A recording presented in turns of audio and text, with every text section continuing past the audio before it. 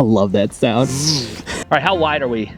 You can get tighter. I drink a lot of beer. I don't get these cool colors in my video. And the music is playing. It's actually being piped in from the yeah, that's it. I understand why you shoot here, because where I shoot, there's no music. There's no music. Yeah, I'm here with my buddy Graham Baates. Hello. Howdy. Welcome. Today we're going to be doing his top 5 that he brought from his hometown, and under 50 pounds, right?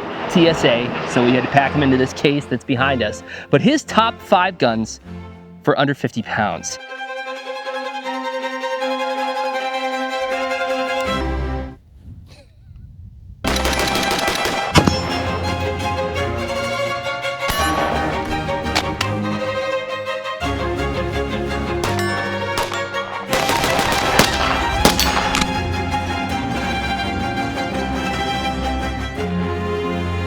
Before we connected as friends, I found your channel because I was doing research and comparing some handguns, and I kept finding your channel. So I was like, this guy's reviewed literally everything. You have well over 1,000 videos at this point, right? Over 1,300 videos and done about 400 handguns.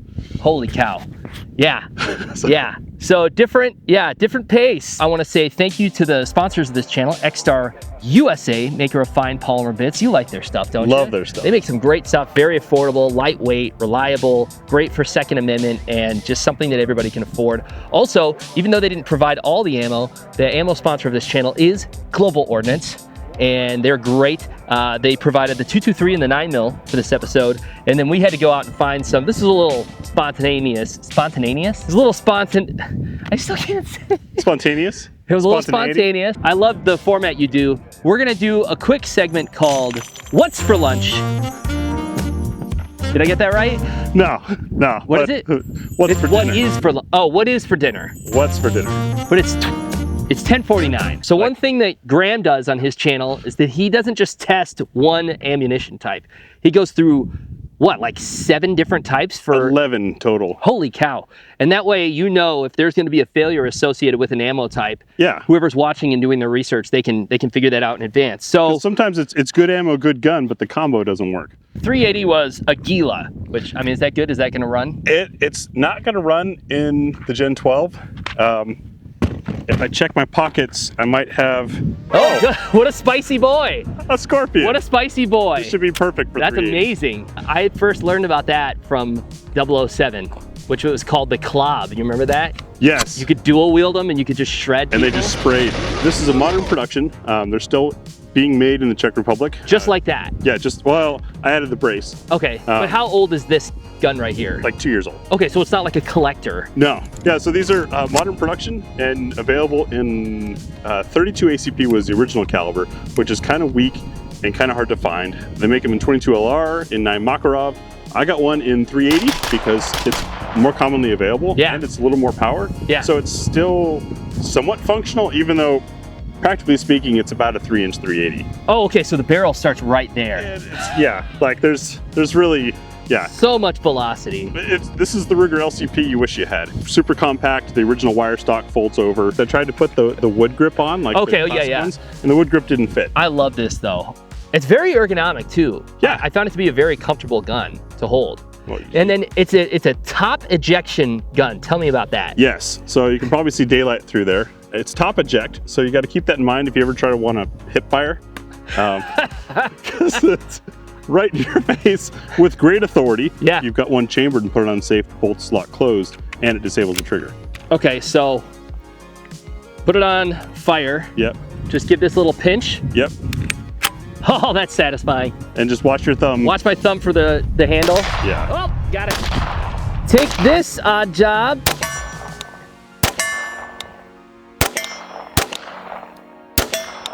Oh, yep, the brass just hit me in the back of the head like 10 minutes after I shot it. Yeah. We have a failure? Yeah. Oh.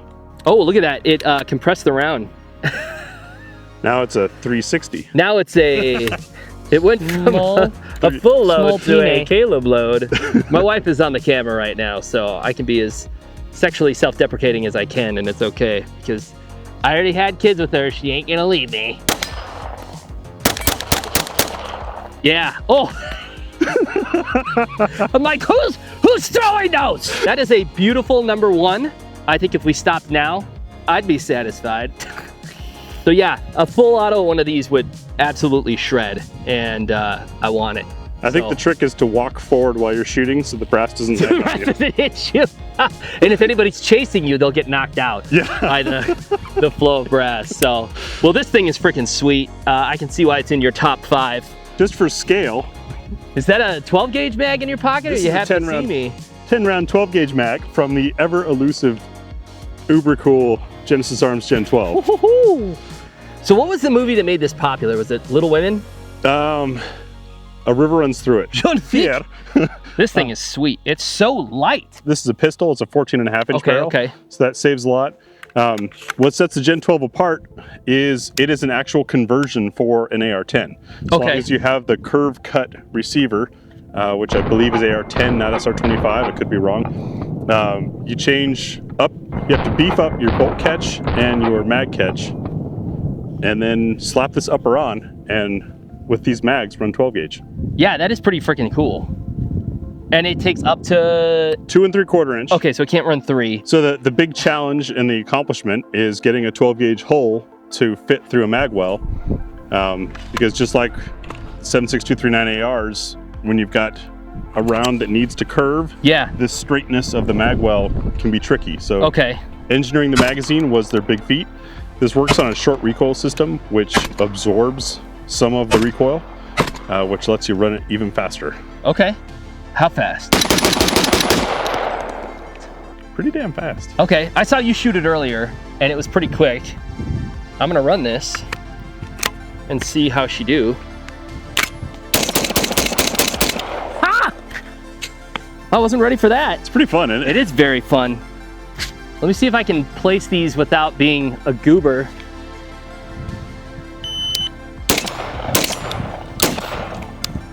I'll tell you, that's the fastest I've gone through 12 gauge before. That was 3 targets at decent distance, and you notice you got pellets on each of them. Yeah. This has a Van Kamp barrel where essentially the whole barrel, or much of it, is a forcing cone. Your traditional shotgun tries to group the shot. I'm more of a snow cone guy, but tell me. Early up. This thing, there's a continuous taper. Okay. I've put, in fact, we could try it. I've put all 9 pellets of buck on a reduced torso at about 20 yards. Yeah, I want to see you do it. Oh yeah? Prove it! Sheesh. 1, 2, 3, 4, 5, 6, 7. 7 out of 9. Your eyes are better than mine. Sheesh. But it puts some whomp on. Yeah, I was gonna say. Whomp indeed, yes. Thank you. This feels more like a 12 gauge than birdshot. Yeah. That'll stop somebody, some climate change activist coming into my house, telling me I can't use my gas stove. 10 rounds of bird? Yes. I'd be curious to see what the splits are. I've never really timed this. I'd love to see you do the splits. Sheesh, 1.4. There we go. 5.6. Well, what about between the shots? Yeah, we got a 0.28, 0.46, 0.63, no, this is the cumulative split. So 0.28 to 0.46 would be... Oh, I can do it faster than that. Yeah, I bet. What would you put this over the Skorpion or under the Skorpion? This is more versatile because 12 gauge you can put slugs in it and have yourself a badass rifle. So this is at the top right now. Yeah. But Skorpion's still second. Let's go small gun. What do you got next for us? If you want to go small. Yes, I do. I love how this thing looks. This little guy is the Bull Armory SAS 2 Ultralight.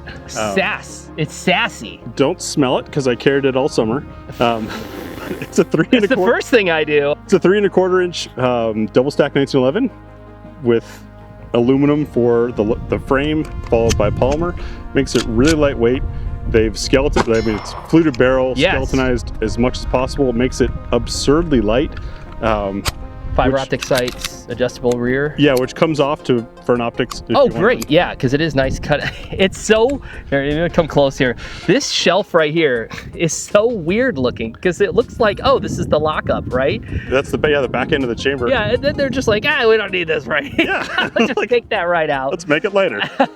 So when I first put my hands on this and felt how trivial light it is, yeah, I was a little concerned because usually small and light means not fun to shoot. Very snappy is what I would think. Yeah, this is quite manageable. It's insanely light. It does look like the barrel wants to rotate with the fluting on there. Yeah, you're thinking X-Cal. X-Cal, yeah.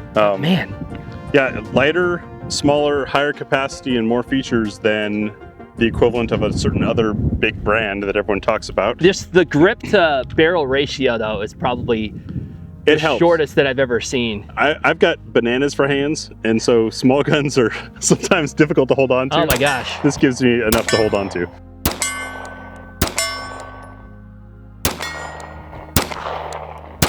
We're gonna add a bunch of dings after that, right? I am very impressed with how flat that thing shoots. Pretty manageable for its size and weight. Would you say that for its size to weight, it's pretty sassy? No, actually, it's more chill. Oh, it's yes. calmer. Okay, yeah. This is one you can take home. It's not just, what is it, the Crazy Hot Matrix? Your parents won't be judgy when they see this. And the hammer, too. This is a recessed carry hammer. I don't know why they did that. They used to have it as an option, and so many people requested it that they went for it, and they just made it standard now. Same thing with the little kind of chop off on the beaver tail. It's like your 5th grade rat tail. So we've got the shotgun, and we've got the Skorpion. This is easier to carry than the Skorpion. Okay, so it's at least number 2. What about versus the shotgun? You said the shotgun was more versatile. Shotguns are more versatile. Scaring people if they see it. This looks more like just a fancy carry gun. Hey, and like, it's so cute. What is that? Whereas the Gen-12 people are like, oh crap, because everyone's seen John Wick 4. Built this gun kind of on accident. Late night on a Black Friday after I'd had a few beers, I stumbled across these receivers in the raw for $250. What? A set of F1 receivers for $250. Couldn't say no to it, and then I was like, well, what am I going to do with it? ARs are overgassed from the factory to be reliable, but when you do that, you're increasing recoil and you're stealing from potential velocity. So what if we use as little gas as possible to run the gun? This seems like a bayonet. It is pointy. Combo. You could like stab and then shoot, and the gas alone will just kind of... Rifle gas on an 18-inch barrel, which people say is impossible. Adjustable gas block with a straight tube going into an aluminum carrier, not steel, so there's no mass there. An empty adjustable Odin-Works buffer and a reduced power spring. And it is tunable to the point that one click makes a difference between running and not running. 223 or 556. Oh, okay. But as a result, it's silly soft to shoot. I love it. I just keep looking at the fact that I've never seen such a skeletonized upper before, and I keep thinking, you know, if this is going to come back, you know, do you get gas that escapes from here? And it dissipates beautifully, because what's beautiful according to like the breeze that we're getting today is going to flush that receiver out with each shot. Okay. And then this funky trigger is an RMT trigger. It tilts and pans. What? Yeah, it also twists. So no matter what crazy position you're in, like behind a barricade or whatever, you can still get a comfy flat face on the trigger. That is wild. And then I'm guessing these are just drop-in QD mounts here. Yeah, or speed holes. Speed hole. What you diddly doing, I love how you can just see everything. Yeah. It's pretty easy to assess whether something's broken or not, because you're like, oh, let me just look. Yeah, that's not working. Do you think it's gassed appropriately right now? We'll find out. And then you said it loves Duramag. Yes, so the carrier is moving so quick and such a short stroke, it's just enough that the magazine has to be fast. Holy cow.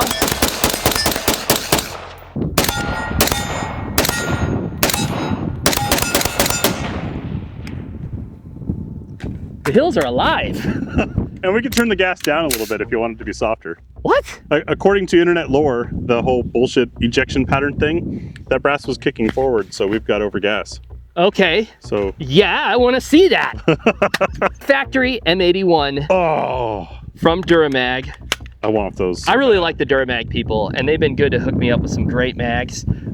This thing is sweet. Comes from the factory like this. I think those weren't released till the 15th.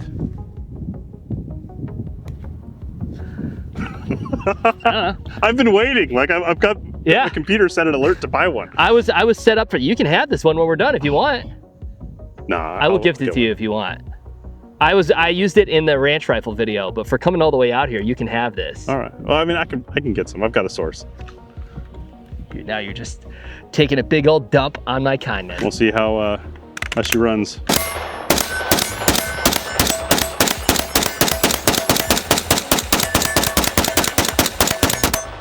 Why do you call it the impossible? So when it first came out, it wasn't running right. It's because I had a standard spring in it. So it's impossible for you, is what you're saying. Well, I put it on the internet and called the video, this is a little tongue-in-cheek Easter egg for you guys. You're hearing it first here.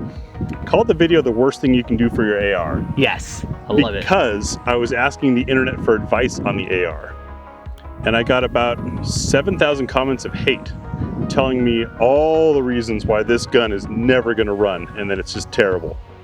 And then I got a $20 spring of reduced power for the recoil and it runs.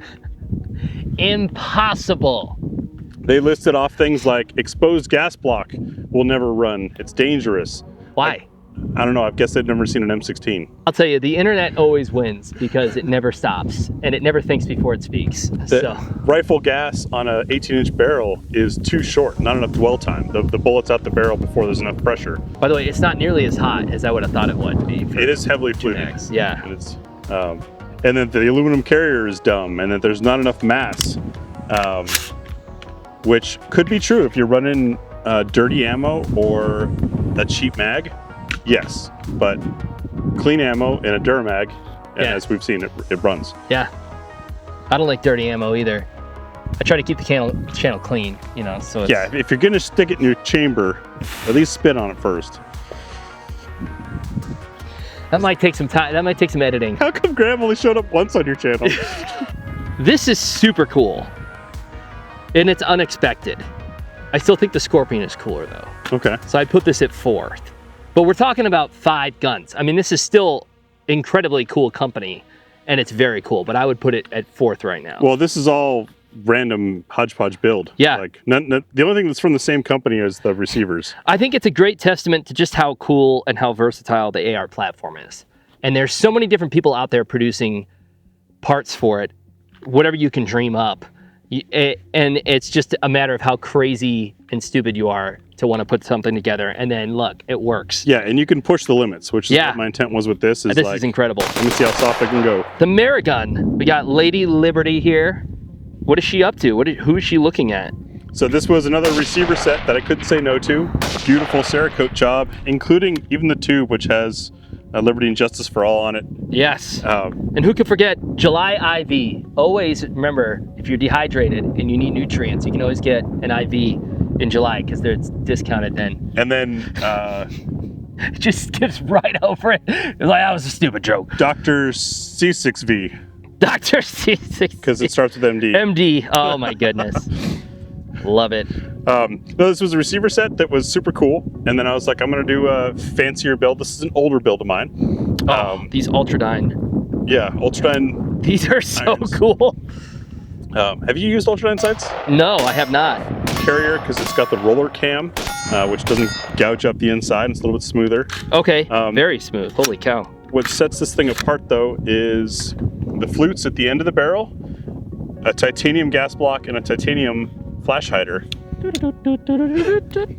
As a result, there's not much weight on the front end of this gun, and it makes it very quick handling. Oh yeah, holy cow. And then when you remember that irons aren't 2 pounds of glass and aluminum, it makes for a really lightweight, like this is kind of a light fighter build. Yeah. Even though it's pretty. If you're doing shipment, 24, this is what you want. Sorry, this is a Call of Duty reference. Okay. I started playing it like 2 days ago, and now the Gen Zs love it. The Zoomers! It's so crispy. That's what the Zoomers say. They say it's crispy, right? Oh, I thought it was gnarly. Gnarly is like when it smells like a carry gun. Oh, okay. Do I know how to use irons? Thank God, yes.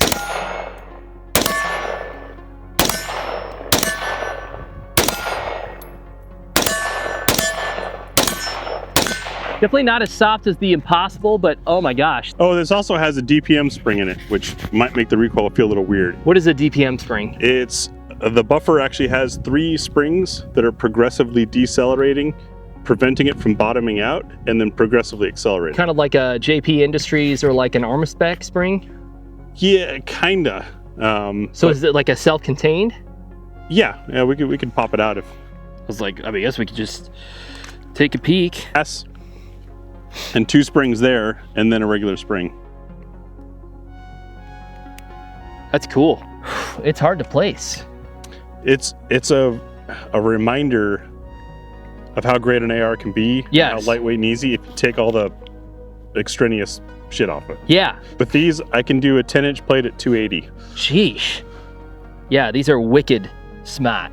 That's the other thing, is Zoomers. They love the wicked, right? Or no, is it, you know, you do choreography. What do they say? They say smashed. You guys want to go get, you guys want to get tore up? Is there anything tubular anymore? No. Nothing is too Everything's, No. everything, yeah. They left no crumbs. That's the one. This one leaves no crumbs. Say it's giving and then explain what It's giving, oh man, this is gonna get me canceled. When I have to submit for monetization, firearms content, and then stupid. This is a 20-round curved Duramag. I love those. These are so cool. I remember we were talking about these at NRA. Yeah, they just come out there. They had just come out, and these were fulfilled for a contract, right? Yeah, I believe so. Because you can get straight 20s, but these feed more reliably, or at least whoever commissioned them for it wanted that. That and the curve means the handling is the same as a 30-rounder, because the body shape is so if you're used to grabbing off a belt or out of a chest rig, you don't have the awkward squareness from the straight. You just grab the curve. I found when I was doing mag changes and reloads with straight mag, I kept putting it in backwards. Yeah. And I was like, what way do I put a mag back in my, because I do it naturally. Yeah, from the curvature. Yeah. And now I'm like, it's just straight. Anyways.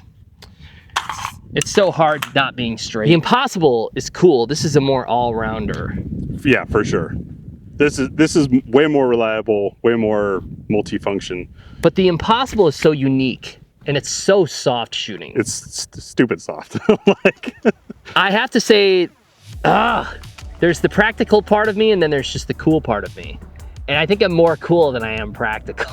But this isn't top 5 practical guns. This is just top 5. Bull Armory and the Genesis are pretty practical. Yeah. I mean, they're reliable. So we already have something that fulfills our cool, reliable. So I'm going to put this at 5. Okay. I'm going to get a lot of hate for that. It's very cool. Man, it looks great with the 20-rounder and the little mag pull, though. All right, so that's the top 5. That's my ranking of them. What's yours and why? I want detailed description. If you just say that I'm dumb, that's okay. I read all the comments and I find them incredibly amusing. But let me know what your top 5 are. Is your top 5 different than how I would have ranked them? It's a tough call. I'm like you. I'm torn on the ARs. That's why I brought both. Because this one is just like a nice, usable gun. I really like that mag release too. I forget who made it. The indentation is surprisingly nice in it. Whereas the Impossible is like, this is what an AR can be. Yeah. Shows the extreme. Well, thank you so much for coming all the way out here to Tennessee. Remember to go check out GBGunsDepot.com and his channel, GBGuns.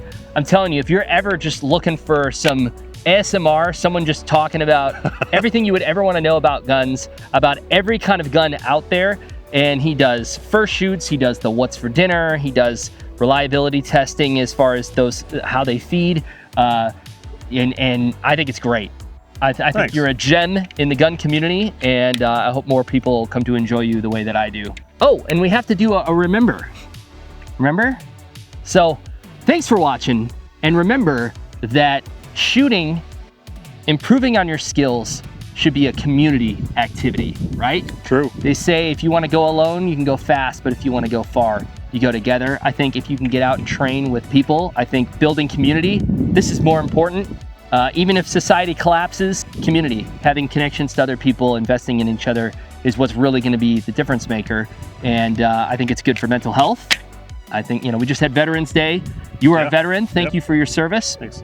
And I think that building communities, building friendships, building bonds that are closer than blood should be one of our top priorities. And you know, if my neighbor's gonna have a gun, I'd rather know that he knows how to use it safely and understands Absolutely. it. And world collapse, he could help. Yeah. Versus be a liability. It's a great outreach opportunity. Hey, do you feel comfortable with a firearm? And that's a great way to break the ice too. I think when people are anti-gun, if someone is willing to help, as opposed to just, oh, you're anti-gun? What do you think of this? Huh? What do you know, there's two different ways to go about it, you know? Do you think guns are scary? Yeah. Hey, let me show you how scary they can be.